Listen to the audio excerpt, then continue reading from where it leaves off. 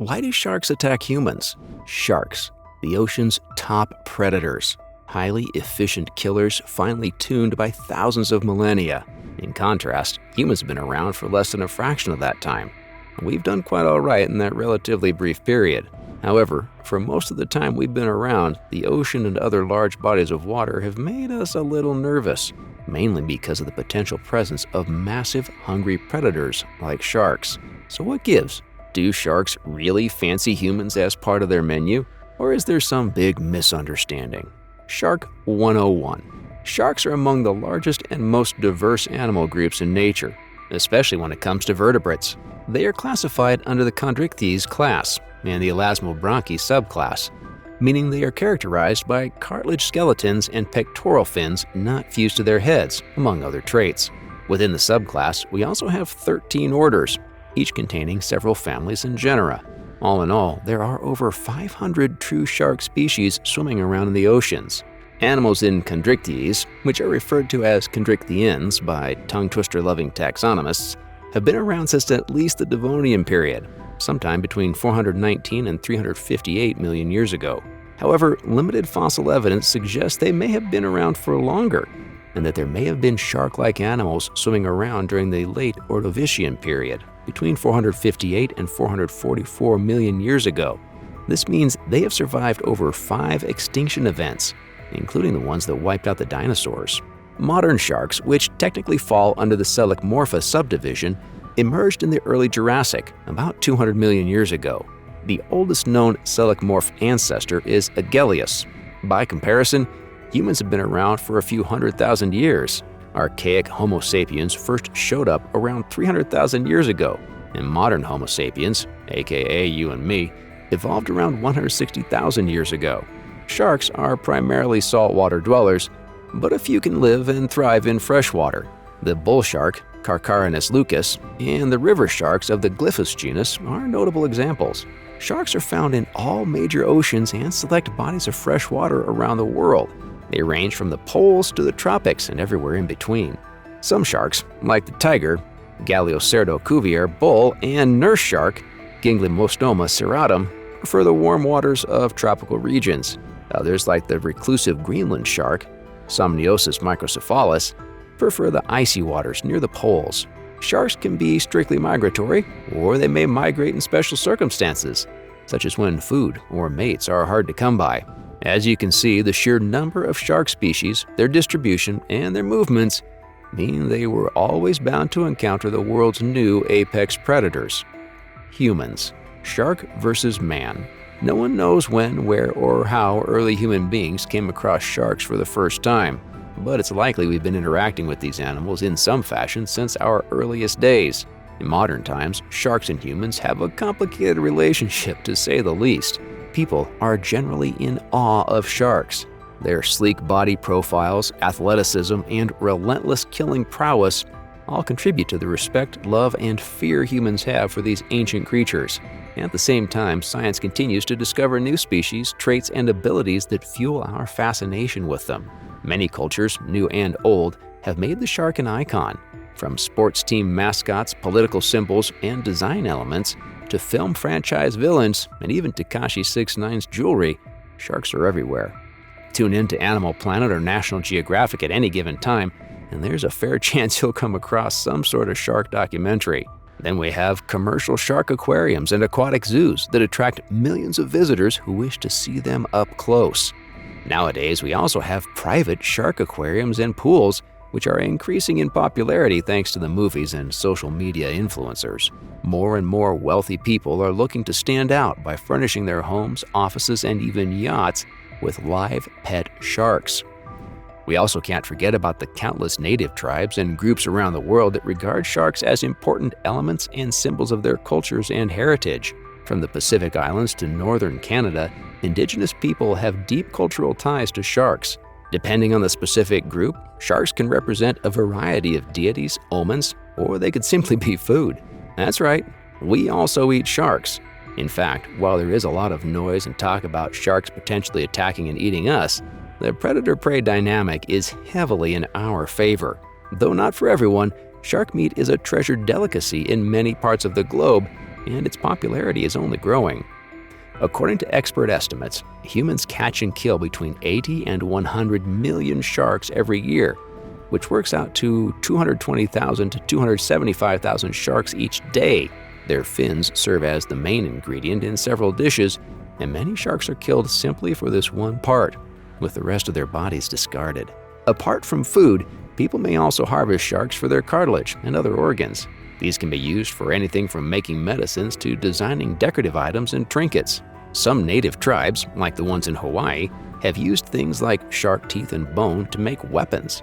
Hawaiian tribesfolk in particular are very skilled at making spears, sickles, and axes lined with shark teeth.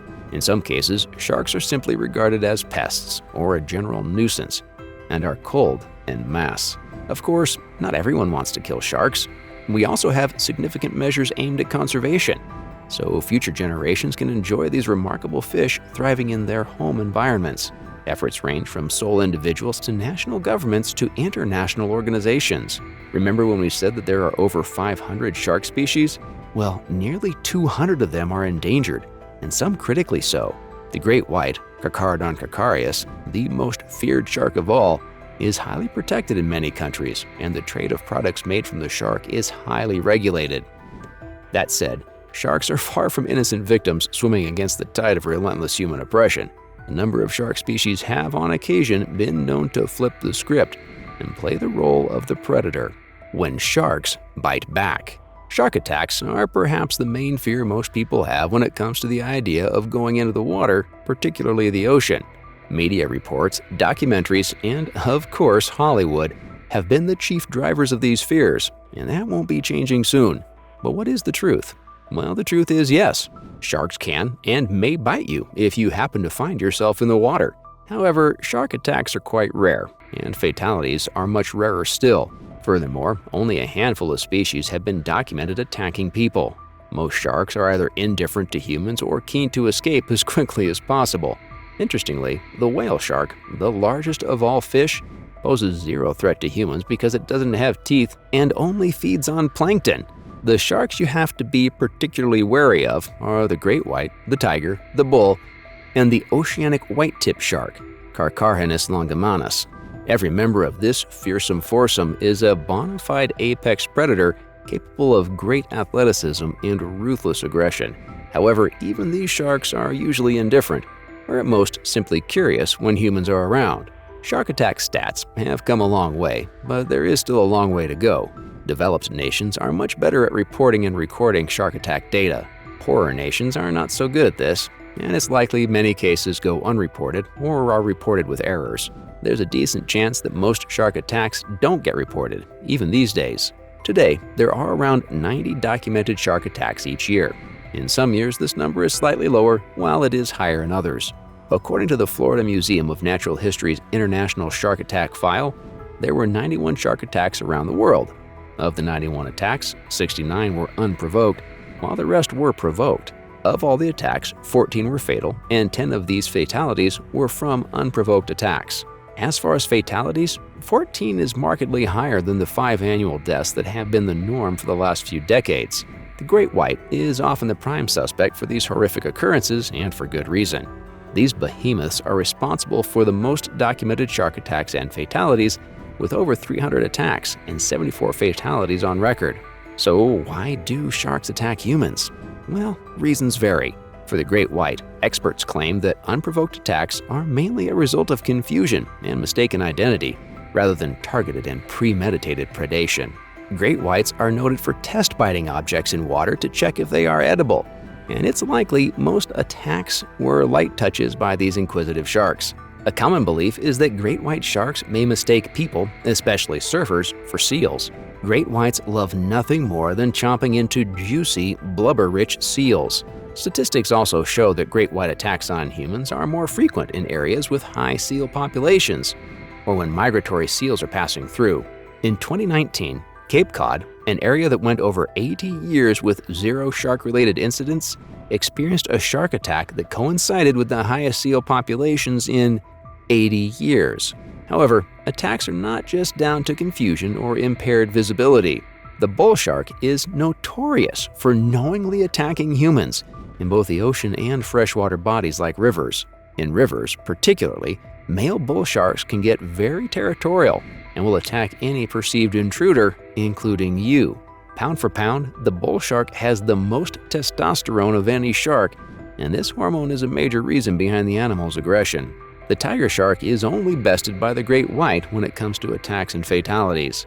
Most attacks seem to involve some provocation, but unprovoked attacks are most common when female tiger sharks come to the shallows to give birth.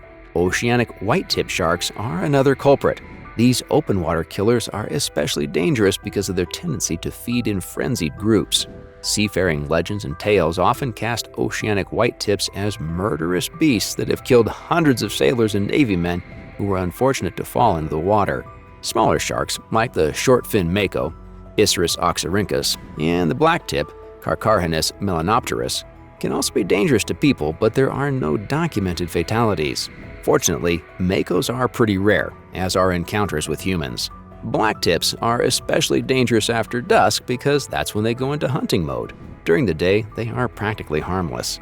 So, it's fair to say that sharks can attack humans for a variety of reasons. They can mistake you for their favorite prey, feel like you've invaded their territory, or that you are a threat to their young. In cases of provocation, sharks may bite in retaliation or self-defense. However, sometimes it's just not your lucky day.